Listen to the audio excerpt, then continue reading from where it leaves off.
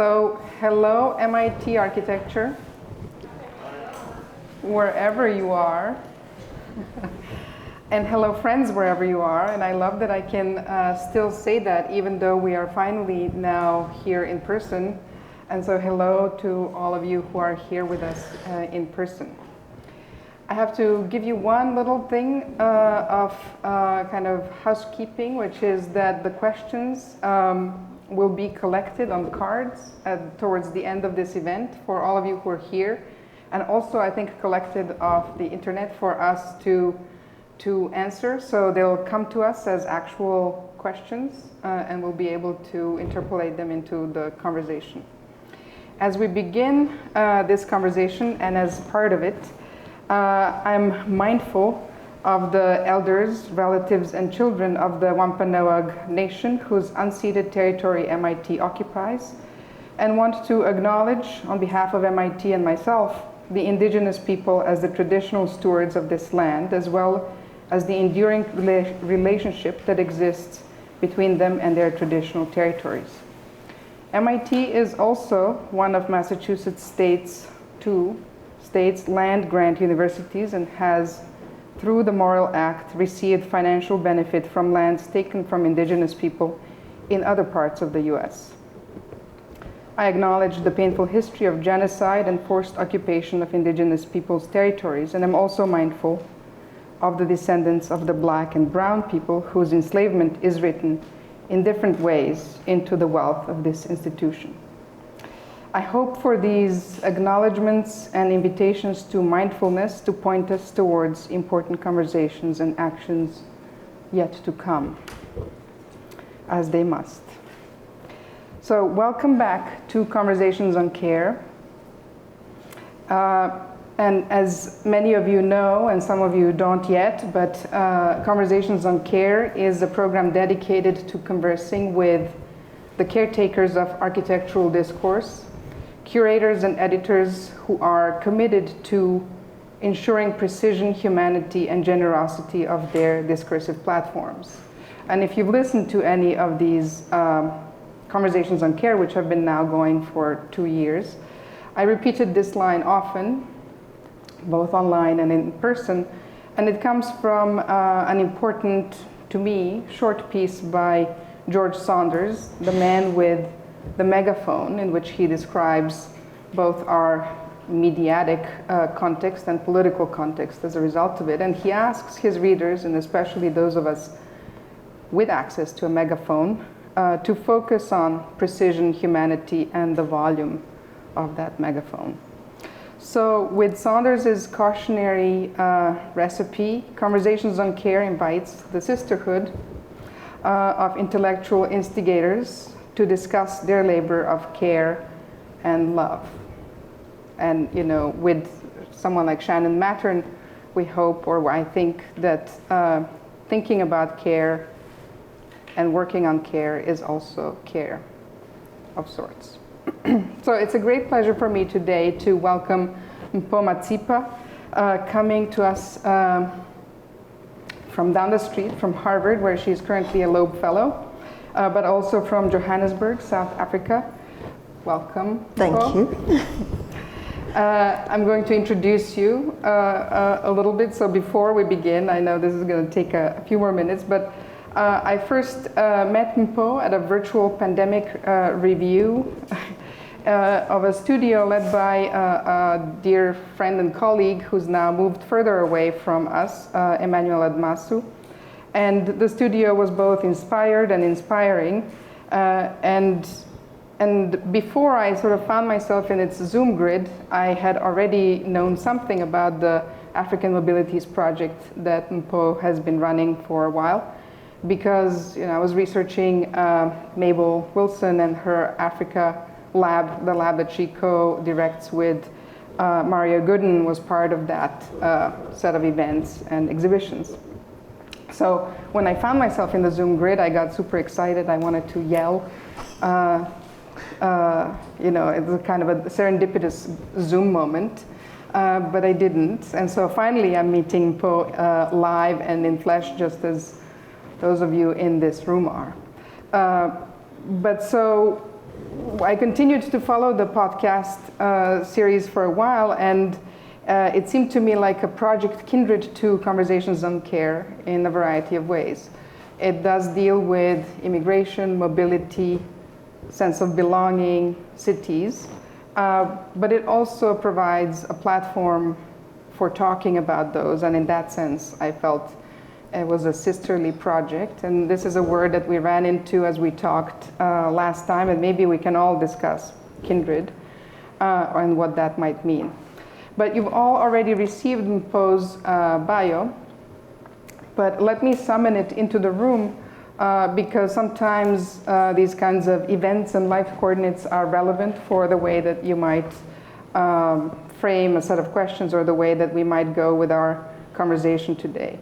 Mpho Matsipa is a design educator, researcher, and curator based at Weiser at the University of the Witwatersrand. I never am sure that sounds right. Close enough. No, you say it. Witwatersrand. Oh, okay. South Africa. She holds a PhD in environmental design in developing countries from the University of California, Berkeley. She's the founder and curator of African Mobilities, an itinerant multimedia, multi-year curatorial and experimental research and teaching platform, podcast series, and Pan-African network for African designers, artists, and urban theorists.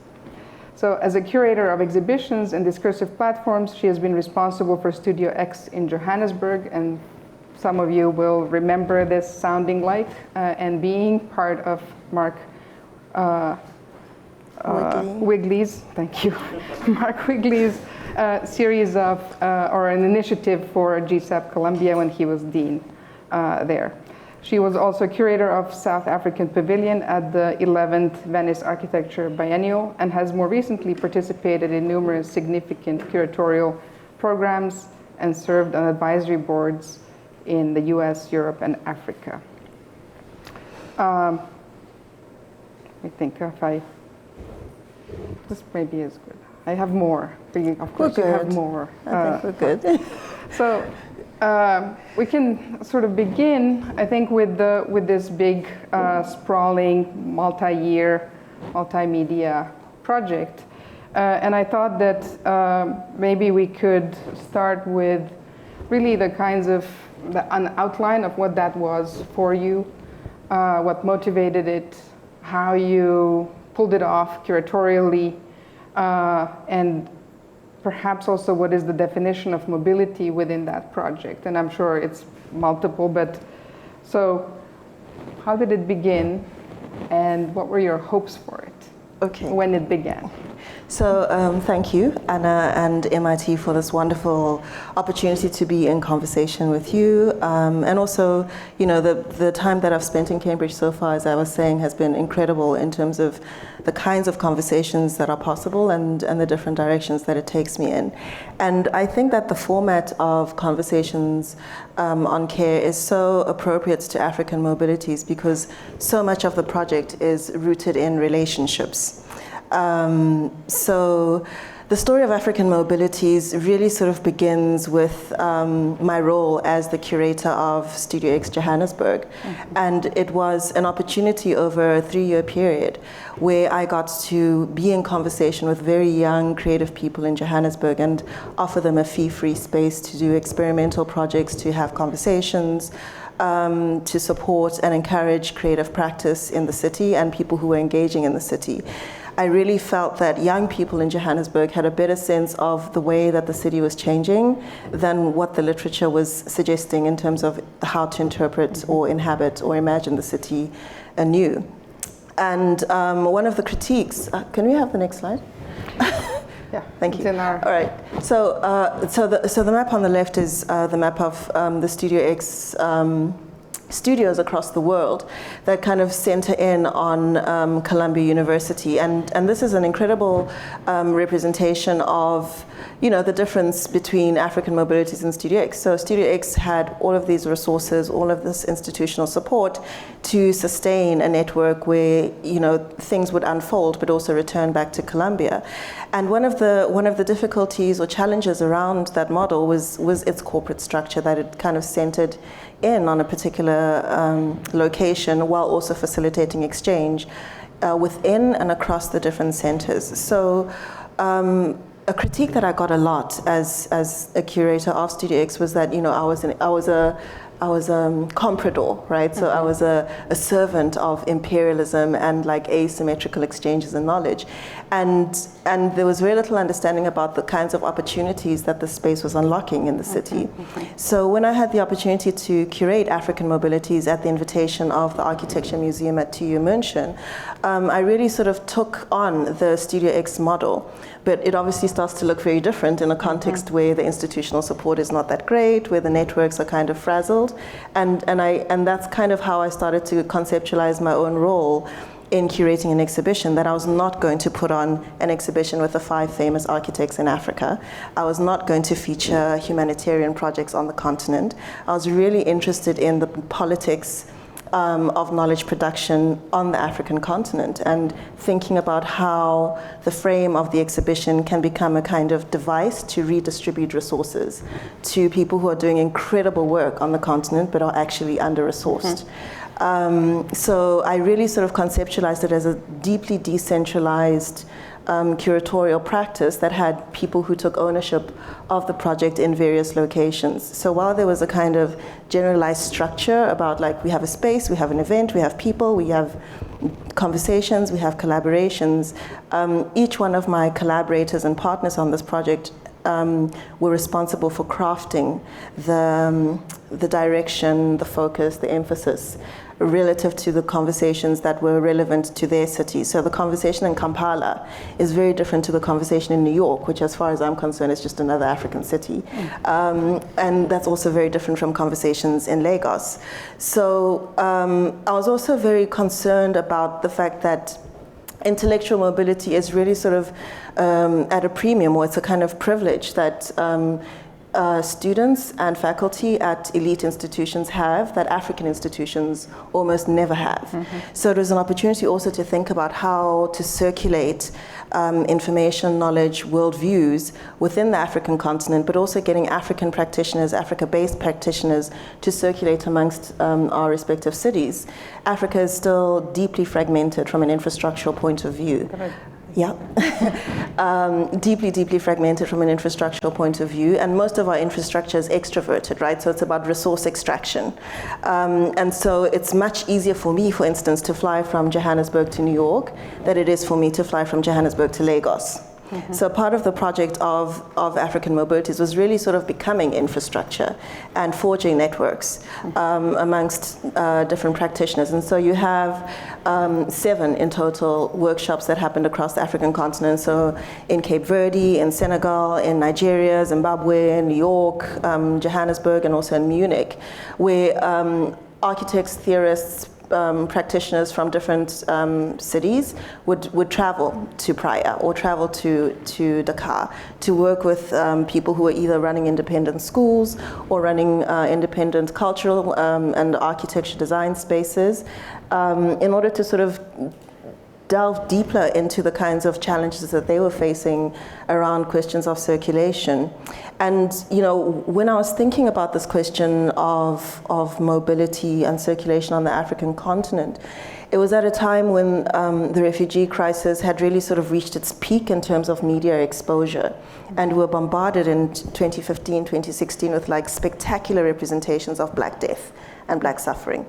And it was also at the same time that Fees Must Fall and the decolonization movement was happening and picking up steam in South African universities. So it was quite a fortuitous moment to think about what does it mean to sort of decolonize the university, and what does it think about the university and the undercommons in the context of an exhibitionary project. So these these platforms across these different cities led by each one of the people mentioned in the poster. So, Paola Nascimento, Tatiana Ori, Emmanuel Admaso, Dorina Dengo, Wale Lawal. It was really about, how can I establish relationships with these incredible people, but also create a kind of circulation of ideas. And it was also really thinking about the fact that even though there was this kind of spectacular focus on Africans crossing the Mediterranean, there's a much larger number of African people circulating on the African continent. And a lot of the visioning, a lot of the forecasting around African futures is not necessarily happening through African designers or African thinkers. We are receiving knowledge, information, insight, expertise from elsewhere. And so for me, the challenge and the invitation was like, what does it mean to imagine what the future of the city will be from an African perspective, and not necessarily addressing itself to a European or an American audience. As far as I'm concerned, it was a family conversation. I mean, so for me, it's interesting to hear first the critique of the Studio X, because at the time I was at the mothership in New York, and so the view of the Studio X's was as something sort of fascinating and cutting edge, and it was beginning to do stuff in cities across the world, and it felt like, or it read like a connected, networked project. But let me just so one of the key questions for Conversations on Care is, or a key aim is to make space for those who make space for others to converse. And so for me, this means really that we want to talk also about that sort of curatorial project. And in last weekend at Harvard, or through the network, through the internet, at Harvard's event Black Matter, you spoke about, or you gave a definition of curatorship as a kind of, or curatorial practice as an infrastructural project, which you just kind of described now for us through the beginnings of African Mobilities. And a kind of curatorial project as providing a space of articulation of something. And so for me, those seem, I've never heard a better definition of a curatorial project, or at least the one more kindred to the way that I want to think about curatorial work. So I thought we can talk about that a bit, but I also feel like in everything you mentioned, maybe now I need to ask you something. One of the other questions that are key for these conversations, which is about the nitty-gritty of this. So it sounds amazing, the kind of conversation that is summoned and the reasons for, or kind of the project that it puts forward together across all of these different people and different cities and contexts. But what enables it? I think, can we move on to the next slide? Yes. So, I mean, this, you can't read this, but this is basically a list. And it's terrible that you can't read it, because there are just so many names, so many institutions, so many people. And I think that, that's something that I'm very mindful of, that in architecture, there's often the kind of hero figure, even in curatorial practices, the hero figure who pulls everything together. None of this would have been possible without, first of all, the institutional and financial support of the Kulturstiftung des Bundes in Germany, that gave us a very generous grant, without the robust institutional support of the Architecture Museum, and also Andres Lepik, who is the director of the Architecture Museum, who basically said, here's some money and left me alone, right? And let me basically do whatever I wanted. So that's an important part of articulation, that this is an institution that has resources, that has a certain kind of prestige, but it wasn't about them to a certain degree. Can you compare it to Studio X? No, I can't. I mean, it's a very different model. Okay. It's a very, very different model. And I think that they're similar in the sense that nobody at Columbia was dictating what I should do. So it's similar in that sense, that you kind of create the space, you make resources available, even the resource of time, the resource of space, and you allow people to define their own agenda rather than thinking that you know what's in their best interests. But I think that what's important here is that this is just the first iteration of African Mobility. So there were at least 9 institutions. I have no idea how many people attended workshops in different cities. I had 7 collaborators. I had a phenomenal project manager teacher, friend, therapist from Sticky Situations, and a wonderful art direction, graphic design team from Bubblegum Club. So it really was an immense collective effort. And also every single one of my collaborators was so invested in the bigger idea of like, what does it mean to imagine, make, produce, theorize African spatial futures, that in the absence of, smooth financial flows from Germany to South Africa and from South Africa to the rest of the continent, the thing that held the project together was solidarity and love. And this is something that Nolan Oswald Dennis said to me a lot when we were discussing the project, and how people like Fred Moten and Stefan Harney talk about the university and the undercommons, that there are forms of solidarity that are necessary because our collective survival depends on it.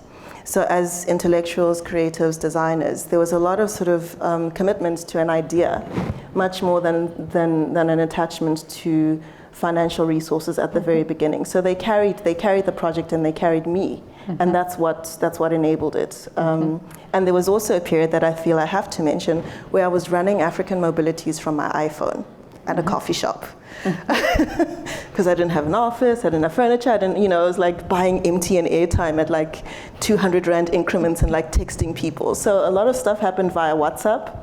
A lot of stuff happened, via text messages between people in different parts of the continent, and the administrative stuff came a lot later.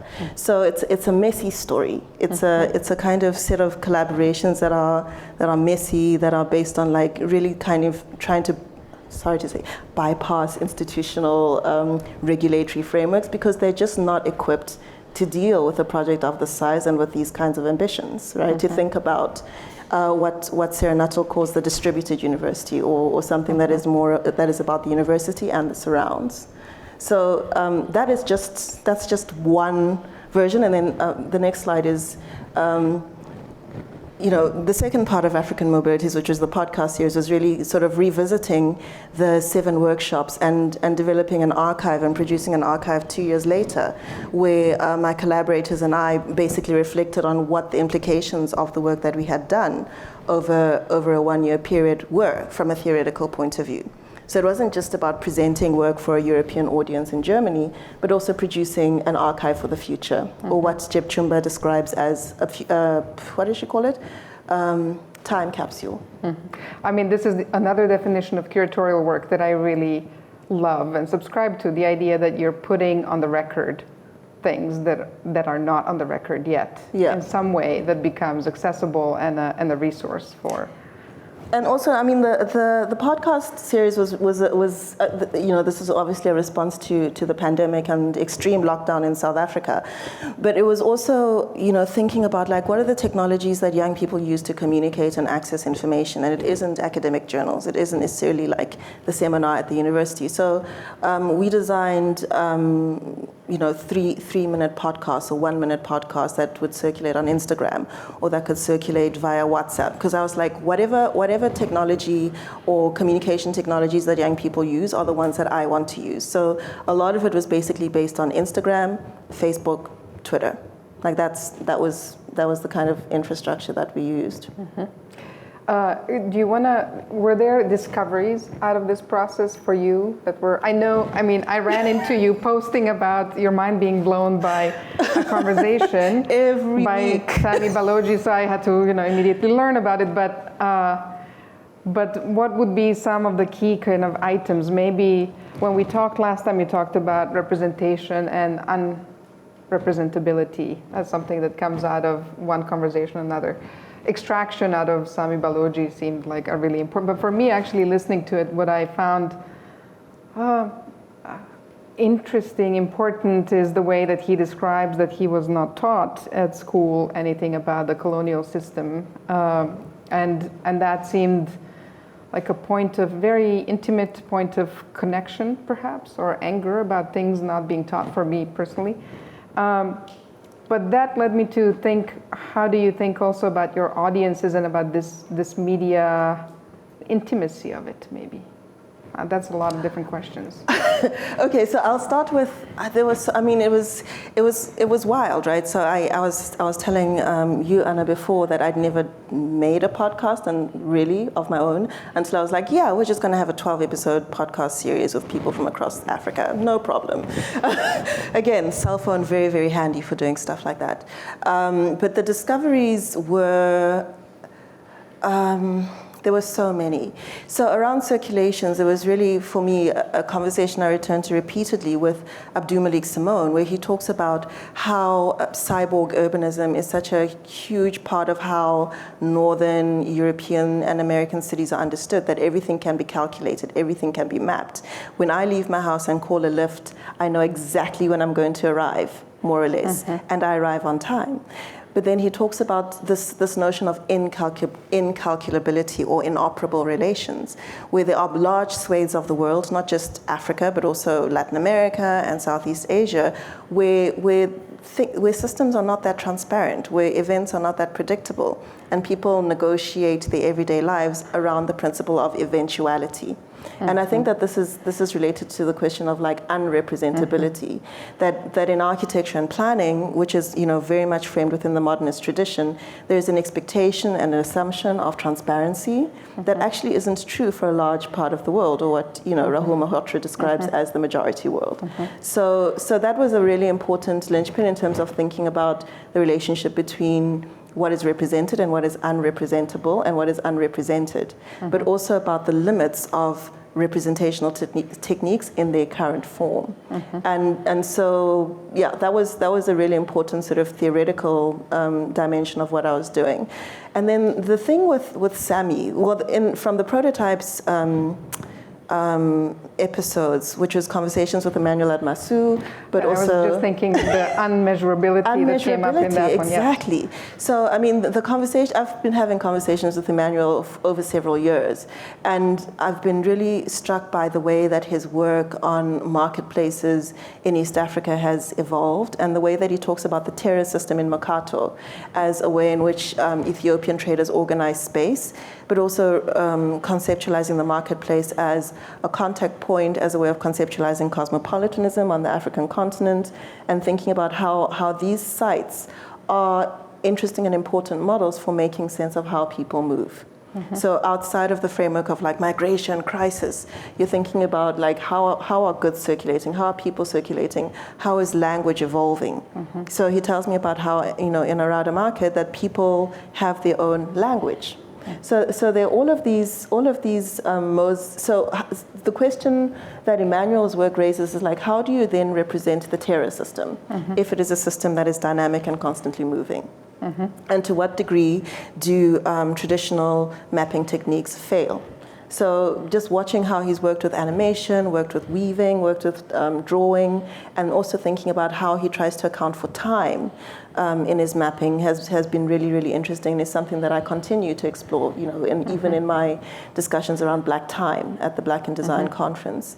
And then with Sami, what was interesting to me was the kind of arc that he went through. So on the one hand, there's his earlier work, which is, Essay on Urban Planning, where he's really documenting Belgian colonial planning, the creation of like the cordon sanitaire and all of these kinds of mechanisms, photography, urban planning, study of insects, I forget what that's called. So all of these disciplines that are about knowing space, but then he makes this incredible shift where he starts to think about copper, and he starts to think about indigenous technologies that are mnemonic devices that help us understand space, that are not about two-dimensional representation. So the Lukasa, for instance, is a mnemonic device that is about performance, it's about the body, it's embodied, but it's also generational. So a recitation of one's lineage that is also linked to territory. How do you sort of see the fact that he is an artist operating in this space that seems like, you're using words, and even in the podcast,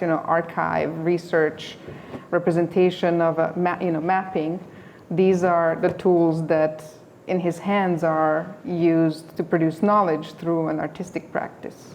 I mean, if one speaks to Sami, and I don't want to ventriloquize him, but if one speaks to Sami, he understands himself very much as a researcher, in addition to being, a visual artist or an art practitioner. So I see him very much as a hybrid figure who is producing an archive, working through the archive, and theorizing the archive simultaneously. So I think that the traffic between what artistic practice is and what research practice is something that he blurs in ways that are generative. And he's also very much invested in knowledge production, in producing an archive that is accessible. I'm sort of trying to see if he can be a model of some kind. I think so. Given the questions he's looking at. Right? I absolutely think that he is a model, because every time I see a new work by Sami, it forces me to think harder. Even the way that he invited me to the Lubumbashi Biennale about 2 years ago, where I got to meet Congolese artists in Lubumbashi, and speaking to. So I met an artist who is an artist, an electrician, and a mathematician. So there are all of these ways of like producing knowledge that are beyond the university and its disciplines and its frameworks in terms of how people locate and anchor themselves in space and time. And for me, this is an important conversation, because this whole project is really addressing itself to African designers. Like, you need to develop a vocabulary that helps you make sense of who you are rather than making sense of who you're not. And I think that my experience, with all due respect, of a lot of urban studies is like, oh, Africa is deficient, Africa as lack. But it doesn't help me understand, like, how do people make life? How do people produce space? How are they negotiating climate change? How are they negotiating the disruptions caused by conflict or resource extraction? I mean, the whole tripartite world kind of map is all about catching up to the first world. Perhaps it was before the pandemic, but I think that we're already thinking that. I mean, once upon a time. I'm not saying that is the reality, but that sort of conception of the world. Yeah, and I think that's what the epistemologies around planning and architecture seem to suggest. I mean, I remember when I was 21 years old, I had just completed my undergraduate at UCT, and we had studied all the masters, and I took my money, and I took myself to Europe to go and visit the great monuments of like great modernist architecture, and I was like profoundly underwhelmed by it, and also like I was like, what does this have to do with where I am and the questions that I have? And so it was very clear to me that there are huge gaps in my knowledge, and also huge gaps in the kind of education that is being presented to us. And that actually, Mariam Kamara gave a lecture at MIT last year where she talks about confidence. So this kind of exposure to like that kind of edifies and valorizes knowledge from a very, very small part of the world as universal knowledge has really sort of devastating effects for your own capacity to look at the place where you are and find value there and make space and make meaning. A kind of epistemological violence. Epistemological violence. Do you want to maybe go out further and tell us actually how the African Mobilities project connects to your own research and work in the as now a scholar? If you want to wear that hat, you don't have to wear it in this. I mean, I can wear it, but it's actually really hilarious because I had a conversation with Garnet Cardigan yesterday, and I was like, I am so messy. My narratives are messy. I find it hard to be linear in my thinking. I don't know how to tell a story about hair and meat in the same paper. But for me, like thinking about meat and thinking about hair and thinking about time are the same conversation. And how do I do that? Because I don't see models in academic writing for how to do that. So in terms of my own role as a researcher, like I've had a very sort of like very principled neo-Marxist education in how to make sense of the way that political economy shapes space. But it doesn't help me understand how that space is lived and negotiated. And that's why I'm constantly returning to art. So even in my PhD research, thinking about urban redevelopment and displacement, my entry point was looking at the artwork of Mary Sibande. who's done a lot of work on like the figure of the domestic worker. That helps me to think about the relationship between like how systems of oppression are embodied, but also how they are deeply racialized, gendered, and classed. And so this work is about a kind of consolidation of those vectors of power that register at the level of the person. And how that also ripples out. So in thinking about the figure of the maid, as Mary describes it, helps me to make sense of how public space is constituted in a city like Johannesburg, both historically and also in the present. I mean, something about what you said just now brings me back to that question of intimacy. I know we dropped it, but I think there is a group of historians who are trying to talk about or think about what it means to be always implicated and not just objectively distant from the topics that you're looking at, but part of them, and how do we write from that point of view as scholars, right? Like, what is that? What does it mean to always be mindful of our implication, which I think is a question for architects also. But maybe we can. Do you want to move these? Yeah. Because I don't know anymore if they are. I mean, these are. You want to say something about? Well, I mean, I think it relates to questions of intimacy and forms of gathering, right? So, as I said before, that gathering is such an important part of my own practice. So these are just representations of like the exchanges that happen in different art spaces across the continent. So that is in Harare, that's in Kampala, this is in Johannesburg, this is in New York. This is Nzinga in Dakar. So these are kinds of ways in which I was thinking about the role of intimacy as a way of socializing knowledge, because very often, like, the university is about this disembodied practice of knowledge production. But when you travel to a place, when you eat the food, when you are in conversation, when you're sharing meals, it offers other opportunities for conversations to move in multiple directions simultaneously. So for me, this kind of network sociality that's also deeply intimate and deeply social is really important as a mode of knowledge production. And I had a very similar set of conversations with Linahan Blabat from Savvy Contemporary and Mulemo Moelwa from Johannesburg around how do you actually find the side door or the back door into institutions. And it also reminds me very much of my grandmother's house, where we enter the house through the kitchen, which is the back door. Never ever, the front door is like the formal entrance when there's like a funeral or a wedding or whatever, but the everyday space is the kitchen. And my grandmother's kitchen always had people in it, and there was always food on offer. So I think this idea of like creating a sense of home, and using home as a framework for rethinking futures and as a space of articulation is also a way of kind of breaking down some of those institutional hierarchies around the ones who know and the ones who receive knowledge. I mean, I like all of that. I mean, there were earlier, and with this also, part of my urge is to talk about how do we transform, therefore, the institutions. But I don't want this, like, the kind of undercommons is undercommons for a reason. It's not the proper. It is somewhere else where it can live and thrive, right? Maybe let me come in with a hammer now. I told you I would have I'm sorry, I have this awkward set of questions, or maybe,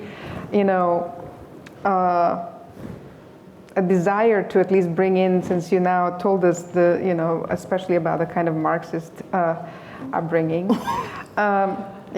Capital also circulates and is mobile, and I want to bring or find a way to kind of bring up capitalism in part into this conversation, because it naturally came up when we were talking about this off camera, and it naturally comes up in almost every podcast you have with the different artists and researchers in the collection of them. So, but we can ground it a bit. Both immigration and diasporic conditions are rooted in capitalism's extractive violence of some kind. And it's perhaps part of kind of what Ashi Mbembe calls a compulsion, capitalism's compulsion to categorize, separate, measure, and name and classify, and establish equivalences between things and persons, persons and animals, animals, so-called natural, etc. So it's somehow very much, or not somehow, but it's very much part of the story of African mobilities in so many different ways. And let's talk about it somehow. I mean, what is there to say that hasn't already? I mean, I think that there's a lot to be said and must continue to be said, because the process of ruination is ongoing, and the catastrophe continues to unfold, right? So I think that that for me, going back to your earlier question about my role as a scholar, that I think that a lot of my questions and my readings and interpretations of what's happening on the continent is embedded in a kind of neo-Marxist training, right? Like political economy of space, but also wanting to understand what else. What else is happening, and how do we, well, not we, or how do I, and how, well, we as a collective make sense of this space. So yes, there's devastation. Yes, there's extraction in Congo.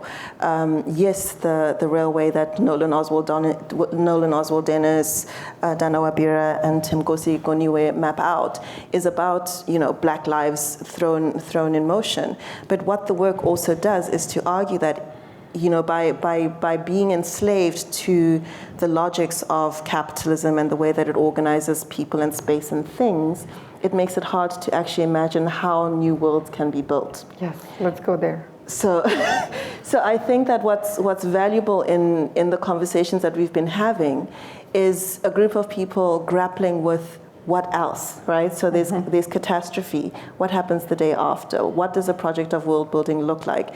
Because we know that Europe and America is not the kind of future that is available or that we even want. So I think that the critique of capitalism or the effects of capitalism are so embedded in the built environment that it isn't necessary for us to be like, this place has been devastated by structural adjustment. Look at what extraction has. I mean, we know this, right? So the question is, what happens next? How do we make sense of this, and like how do we make sense of it in a way that opens up new imaginations for what's possible? Can we go there somehow? Is there? Well, I mean, I have two things that sort of for me come up out of the different things that I've seen, and one was I don't know if it will take us directly there, but the way in which you opened your GSD talk with images of African hair braiding, just like your dissertation, and you describe it as an intimate, fractal, networked kind of experience. And I know that my students and I, at least, are trying to figure out and dream together about how might we bring understandings of those kinds of practices in to help us regenerate or obviously resist, but also imagine something new with them. And maybe I'm again wanting to make them proper, and that's not going to. So that's a question. Is there a model? What are the models that you've encountered of this kind of regenerative or speculative narratives of future, which is something I'm going to be cheeky and be like, why is the model for you? I mean, that's the whole premise of African Mobilities, right? That like we need to figure this out, and we need to develop new vocabularies. I certainly don't have any answers. I have a lot of questions. So the invitation, or the expectation, or my hope is that this is an invitation to imagine processes, methods anew that can open it up. And so there isn't a single answer.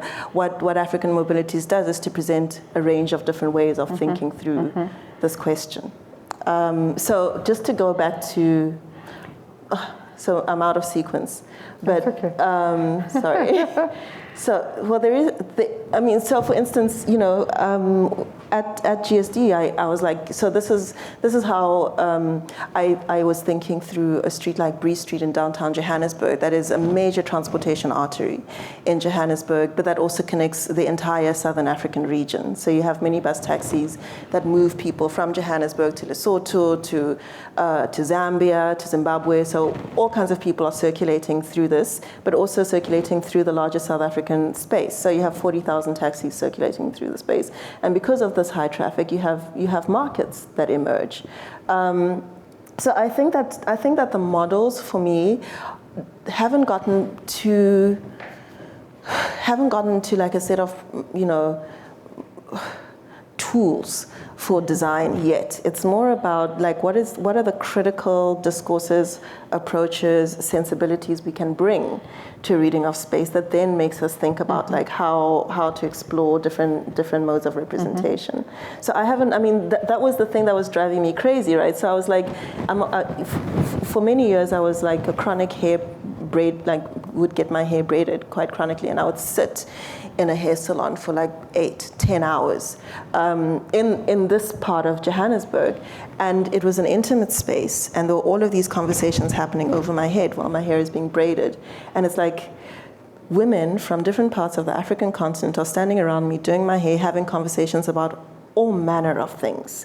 And there's knowledge that's being exchanged. But also there's this idea of like this, for instance. So when we think about a map, we think about a very specific set of representations. But those of you who have your hair done might have encountered this board in different cities. So on 125th Street in New York, attached to the trunk of a tree in Lubumbashi, or even in parts of Paris. There's a little bit of this cartography in different cities across the world. So they're little fragments of Africa. And these are what help me to orient myself in space. But when I'm walking down Brey Street and these women are advertising these hairstyles on the side of the road, I read this as a map. Because the women, some of them might do it on the side of the street, but they're also going to lead you to a salon that is embedded in a site of the city that is a site of abandonment. So you have white flight in the city, and in the wake of that white flight, it's been taken over by migrant women who've transformed it into something radically different. So each one of these images leads me to a different space in the city. It's a basement, it's a 6th floor abandoned office, it's something else. So when I look at this, I'm like, so what is the representation that allows me to make sense of this kind of movement? I don't know. I don't know. Embodied knowledge of something.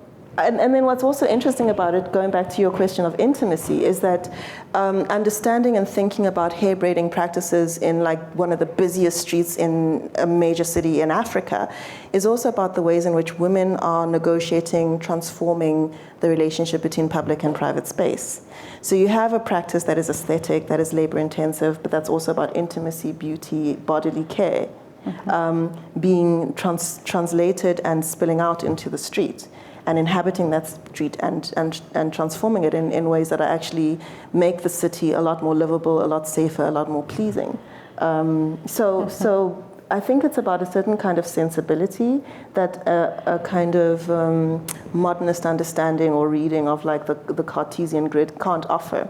So I think it's about bringing a different sensibility, a new kind of, not new, but a different sensibility, a cultural intelligence that allows us to interpret space differently. Another thing that's completely crazy for me is that this map will take me into one building, but I can emerge from a completely different building. So there are these other geographies that are being produced, micro-geographies that are being produced within the city that are difficult to understand. I mean, I love that. All of it, right? But my disposition, as Calorie Sterling would say, is to want to have, to imagine what happens to us thinking about architecture. Yes, with this kind of transformed, or not transformed necessarily, but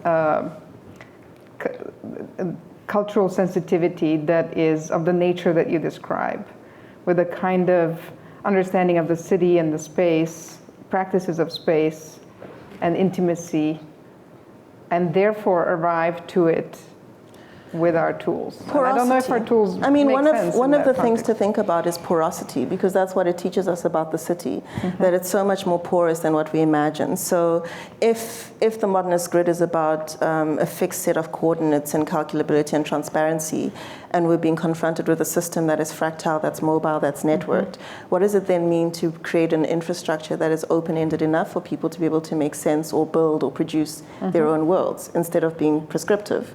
So it's also, there's a set of cultural assumptions around what is proper, what is the proper way to do here, what is the proper way to inhabit space, and then there's the fact of how that space is actually used and inhabited. So I think that being attentive to those ways and how people are making life and making do might force us to rethink very sort of rigid compartmentalizations of space. So a very simple, and this is not really where I necessarily want the conversation to go, but it's like zoning, such a crude instrument, right? So like land use. These practices scramble those codes. So what does it mean to operate or produce spaces at the level of planning, or at the level of infrastructure, at the level of building that enables people to scramble, that enables people to assemble different kinds of, to have different assemblages of uses. I don't know what that means, but it's an interesting design question rather than a solution. So I think that for me, some of this research raises questions about the limits of what we know and demands that we start to ask questions of it. Like, okay, so you have this grid. In what way does it allow flexibility or not? And what is the unit of it? I think also, the kind of agency of scrambling is really important, right? There's politics in that are that I don't know what happens if you displace it. I don't know. Maybe we don't want to go there at all, but I think there is something very important in the resistance and the scrambling upon something that's given. But those are actually enriching, life-giving kinds of acts. Yes. But that doesn't mean we should make cities that people don't want to live in. Yes, but I think that part of it's the politics, but it's also about power, right? That there are asymmetries of power that organize the way, or that shape the city in very particular ways, and that means that certain populations or population groups are more at risk than others. So maybe the question might be how to mitigate that kind of violence, and that's where maybe a planning conversation comes into play. That it's not just like the informal, just leave it. If the majority of the population is living under those conditions, then we have to develop a different sensibility. Yep. But let's talk about desire. So. It's tangentially related to this. It's totally related to it. But this is the scrambling when we picture. talked, but also maybe your talk at the GSD, you talked about a kind of utopian moments and energy that come out of desire and out of limits, or out of encountering limits, and from the margins as a kind of specific kind of vision and energy, positive energy. I think that's the whole point around understanding the limits of the space that one inhabits. If it's uninhabitable, then you have to find ways to make it habitable, and that often, I don't know how to answer this question because it's a difficult one, about the relationship between desire and freedom. Yes. I don't know. I think now we have to pull in the philosopher. I wish we could just pull a shield into the room and have him talk to us. But I think that a historical example that often comes to mind, and this is a conversation that I had with Mamadou Diouf, who's a historian at Columbia, was talking about how the figure of the slave is a radical figure, because to be enslaved is a kind of radical form of unfreedom. And yet, if one thinks about the Haitian Revolution, this was also a population that capable of imagining a freedom that was completely made unavailable to them. So rather than sitting and waiting to be rescued, they had a kind of revolutionary imagination for themselves around what is possible, regardless of what happens afterwards. That there is a moment that I can't account for people being able to imagine themselves and project themselves far into the future. Another example of this kind of desire is in a counterintuitive image that Tina Kampt offers in her discussion of quiet futurity, where she looks at Africans at the turn of the 20th century in South Africa who had been dispossessed. And they are presenting themselves as Afro-Saxons, right? So they are in this kind of Victorian garb. And there's nothing in their modes of self-presentation that is communicating abjection, that is communicating dispossession. She calls it like a rearrangement of dispossession, but there's something about their capacity to enact the future in the present that is aspirational. And I think that maybe that's the relationship between desire and freedom, that there's always an aspiration, and maybe that is what I'm most interested in, that there's a set of desires and aspirations that are far beyond a discourse of lack. And that one needs to be attentive to those aspirations as possible sites for political imagination or social action or new spatial imaginaries. Thank you, that's perfect. Can we talk maybe about this notion of speculative narratives of near future, or representation, which you invoked? Now, I don't know anymore in what context I've heard it, but recently I've ingested it. The kind of need for representation that is not one that fixes meaning, but one that is of that kind of maybe aspiration. And towards possibilities. This is something that comes up, it came up maybe in the GSE talk, it comes up in your talk with Achille, so I think that's the... but also when you're looking at the Olalekan Mpho's work and maybe their conversation, him and Wale Lawal,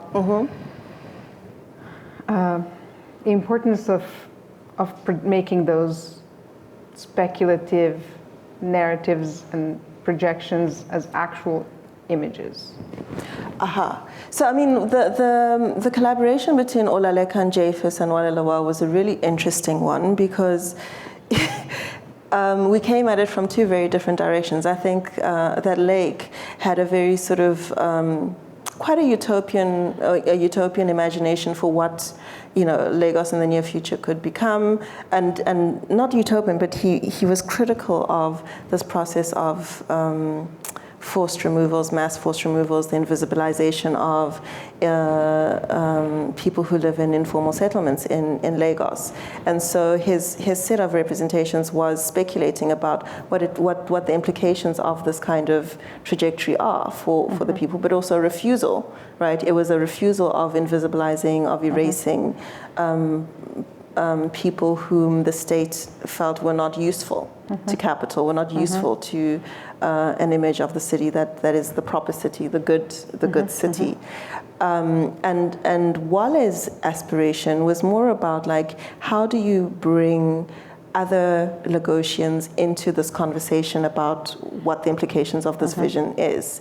So it wasn't really about, in the future things will be great. It was also about the possibility that the future is not going to be that great. So I think that there's something in thinking about speculation also as radical critique, that helps people think about the implications of the present in the immediate future. But also what they do in the graphic novella that they produced titled Akura Kuda is to present a figure of return, right? And also to reference other times and other temporalities. So there's the figure of Akura Kuda, who's the daughter of a scavenger who comes back to avenge the unjust killing of her father. And so there's always the promise that, like, even though capital might wish, you're welcome, even though capital might wish the poor away, we're not going anywhere. Or they are not going anywhere. And so one has to reckon with the implications of a group of people who constitute the majority of the city being in that place and coming back to produce or to avenge or to imagine the world anew. So the end of the world. And I've been thinking a lot about this, and it's a new set of thoughts. So I'm just going to think out loud. And it's thinking also alongside Toni Morrison, who says that just in terms of speculation, that in the West, there is a preoccupation with apocalyptic thinking, right? It's the end of the world, it's falling apart. But in fact, for the majority population, for many Africans, the world has been coming to an end. Worlds have been ending for a very, very long time. And so the current apocalypse is not necessarily an apocalypse for everyone. It's the end of a world, right? But it's also the beginning of imagining the world anew. Great. You guys are thinking of questions? Yes? No? We're hitting 7, so I want to maybe go back to the nitty-gritty of curatorial work. Sure. It sounds like such a pedestrian question, though, after where you ended that paragraph. But I always try to actually figure out or talk about what it takes. What is the labor that it takes? And we've talked a bit about it already. So we know that there are certain ways in which financial support occurs, and but maybe how would you sort of characterize the labor that has been or that has gone into the platform building that you've been involved in? How would I characterize it? Or the curatorial work, or what has sustained it for you? I don't think that it has been sustained. I think it's happened in stops and starts, and that has a lot to do with funding cycles and what's available, and what happens to a project once institutional support is no longer available is that you kind of have to find ways of doing the work by latching onto other opportunities and other networks. So it's always diaphanous, it's always diffuse for me. And that's one of the things that I'm really trying to think about right now. So I'm collaborating with Chimurenga to publish the podcast transcripts as a kind of transversal publication project that's also deeply experimental.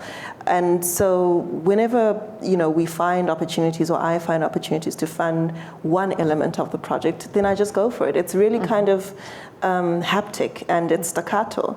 And that's the difference between like the smooth lines of knowledge transfer, the smooth lines of capital circulation, and what it actually means to try and produce work to generate collaborations in conditions of scarcity, or where the infrastructure is quite fragmented, or where there are multiple competing demands on the same infrastructure, so that your project can't receive the kind of care that it might need. So a lot of it is personal. Like there's a lot of stuff that happens on my phone, in my kitchen, while I'm sleeping, at dinner parties. It's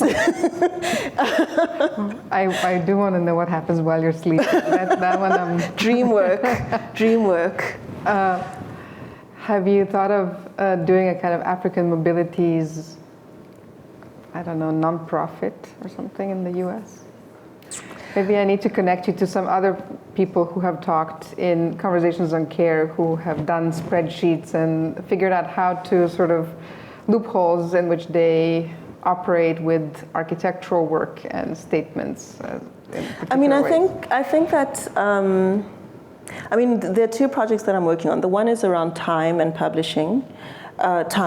Thinking about time, which is Black time, the time of waiting, the time of also deep listening, deep hanging out, deep sociality. And then the other project is thinking about, what is the other project?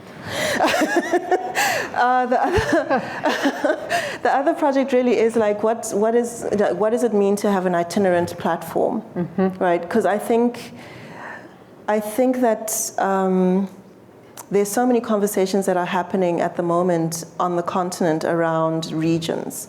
So WISER, for instance, has a Regions 2050 project, which is sort of thinking about the reorganization of resources, energy on the African continent around these kind of regional blocks. And then you have somebody like Edgar Peterson really thinking about Africa 2063. So there's a lot of thinking right now happening at the level of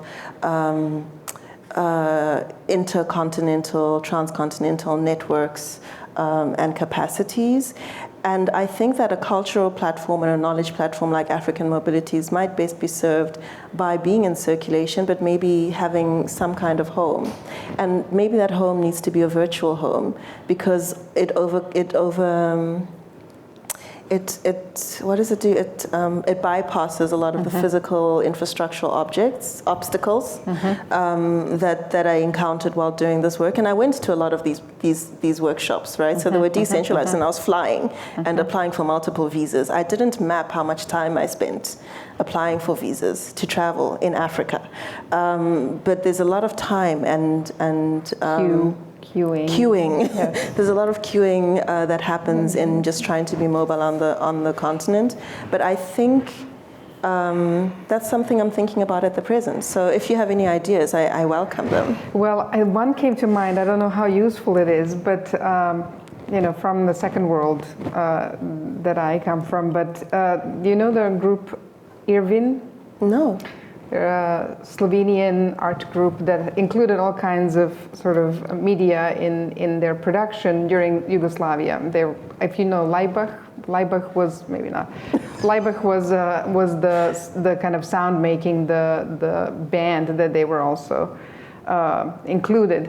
And Irvin made before Zoom and before the internet as it is now, they made a passport for the Neue Slowenische Kunststate, which was the new Slovenian art state, and the passport used the tools of passport making in Yugoslavia at the time, and ended up being actually used sometimes in the crossing of new borders in Yugoslavia, because they couldn't. It looked like a passport. They didn't recognize what it is, and they thought Neue Slowenische Kunst was a passport. So.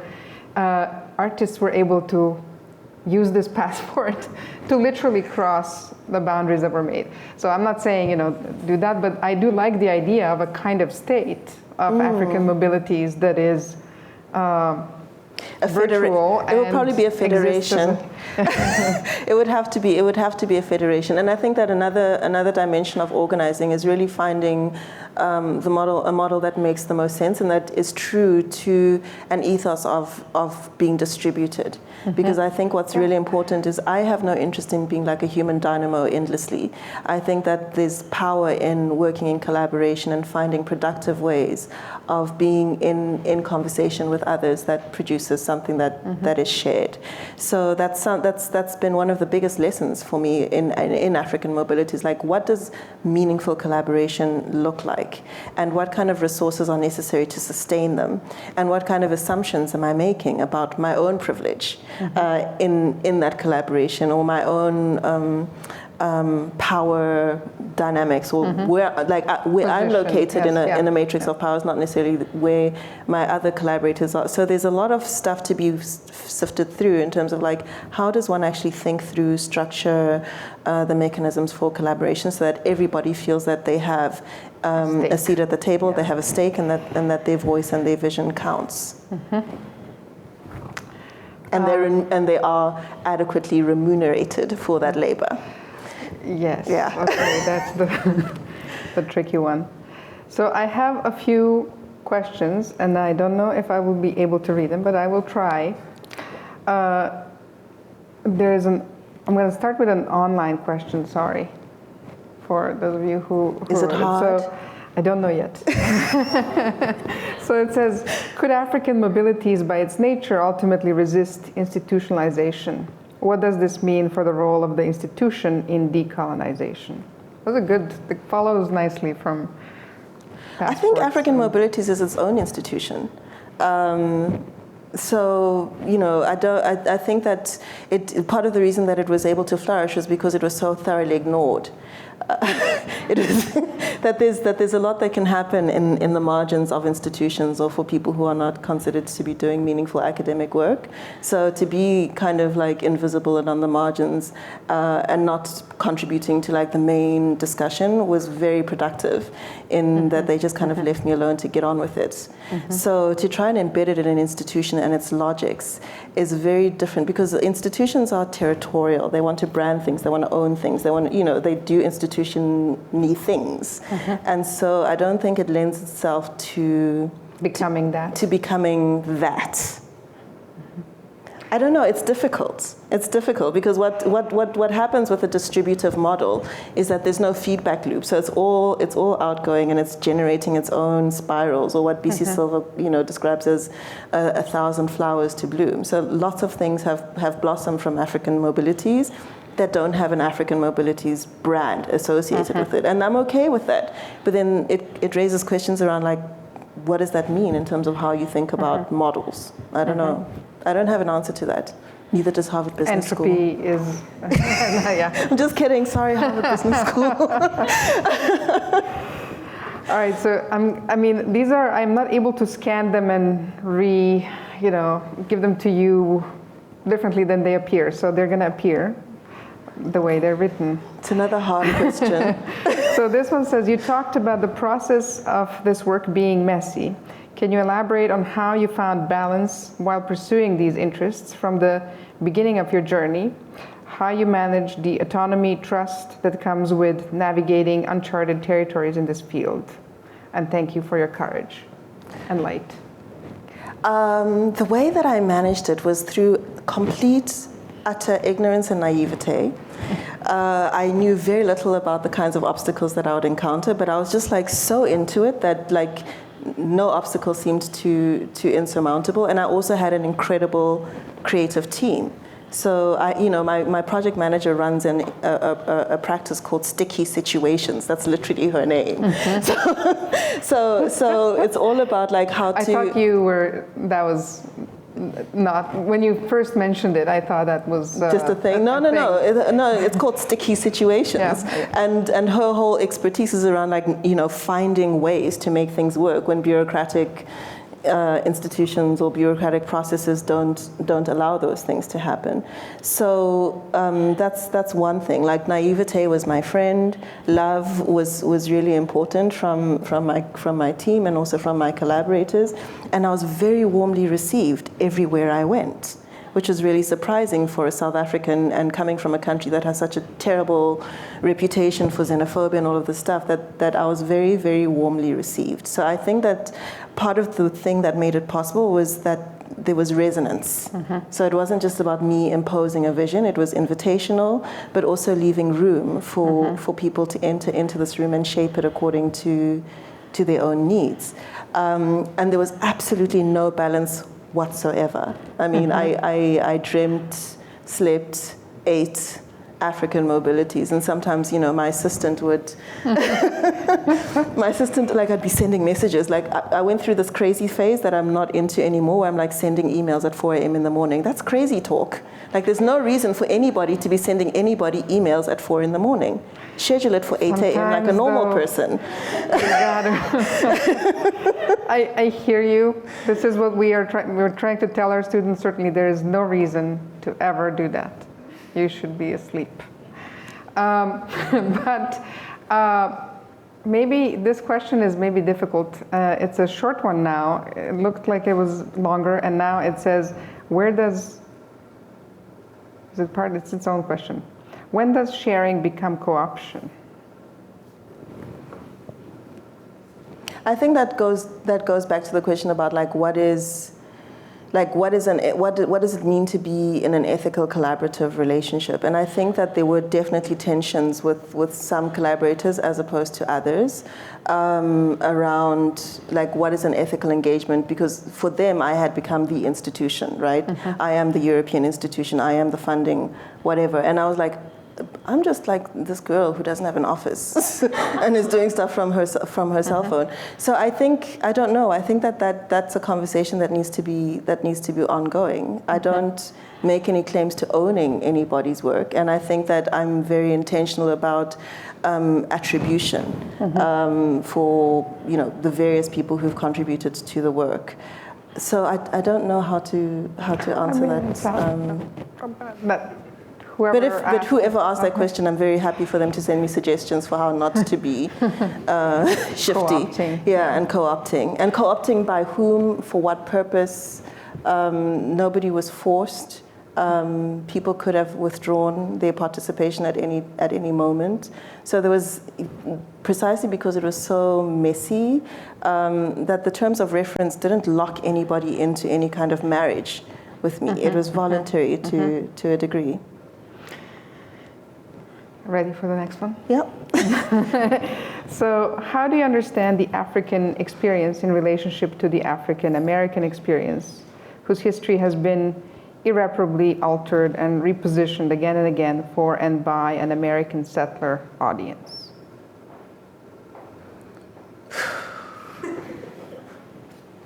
I don't know. I think that hair is just such an interesting way to think about this for me. Because in some ways, I spend a lot of time in hair salons getting my hair done, thinking about world peace. And I think that, there's something about the temporal suspension of being in a hair salon that puts me in conversation with both African American and African people who are getting their hair braided. So there are certain material conditions that connect us. And I think that there isn't an African sensibility. There are multiple African sensibilities. And our relationship to settler colonialism are different depending on where you are. So in South Africa, that had white minority rule, and that was a settler society, and whose institutions are still deeply implicated in white supremacy, there's a lot of resonance between where I'm from and where I am at the moment, that it's not difficult for me to understand the dynamics of race and how that plays itself out. Whereas in another part of Africa that doesn't have a white settler history, the way that the location of race in that country, in that society, is different. So I think that one has to disaggregate it. And then the other thing that I want to say is that both Africans and African Americans have been deeply impacted by the last 400 years of imperialism and colonialism in different guises. So there isn't a line. Right, there isn't a line in the Atlantic Ocean where it's like, okay, so this is where we. It stops, it doesn't stop. So there are all of these connections that kind of echo back and forth between these two spaces, but they show up differently because of the ways in which the different histories of these places has unfolded. I find a lot of my sources, the people that I think with and think through, are African American feminist scholars. They're very helpful in terms of helping me think through questions of cartography, for instance. So Catherine McKittrick and her work on Black feminist geographies is really useful in terms of the way that I'm thinking about hair braiding, space and time. So I think that's how I would think about it, that there's in as much as there's a long history of imperialism, there's also a long history of exchanges across the Atlantic Ocean, and that's my interest, rather than passing out what is African American and what is African. I think that in many instances there's shared struggles. You called New York as another African city, really. And Emmanuel called Atlanta African city. I mean, I hope that this answers the question a little bit. It begins to. So I have to see what's crossed out here and what isn't. We talk about what else as architects, and this question of representation is representing the what else, another form of colonization. This is a question to me, because it could be. Because that's what I have been the one. No, I don't think. Okay. I mean, it could be, but I think that one of the things that I say over and over again when I'm addressing myself to African audiences is that we cannot continue to be a mystery to ourselves. That part of the project of sovereignty and of authoring your own narrative is developing a language, developing modes of communicating your reality. African artists have done it in music, they've done it in photography, they've done it in visual art. And architecture and planning are the two disciplines that I think are lagging far, far behind in terms of voice and perspective and method. So part of the project of getting free is also not constantly being tethered to a set of criteria, standards that are established by people whose intentions, ambitions, and desires are different from your own, but rather figuring out what are your intentions and what are your desires and working from that place. And that's what I think a lot of the artists who were in African Mobilities are concerned with. It's not a question of resistance and only understanding yourself in relation to white dominance, but actually thinking about like, what is Black interiority, what does sovereignty look like, what does freedom mean on my own terms. Yeah, I mean, and maybe conversely, to think about representing what else, not on behalf of the discipline at large, but on one's, on behalf of yourself. Is that all? You have no more questions? Do you have any questions? I do not have any pressing questions. Any pressing questions at the moment? Well, I think we can call it a day here. It's been awesome. Thank you very much for I've had fun. Joining me in this.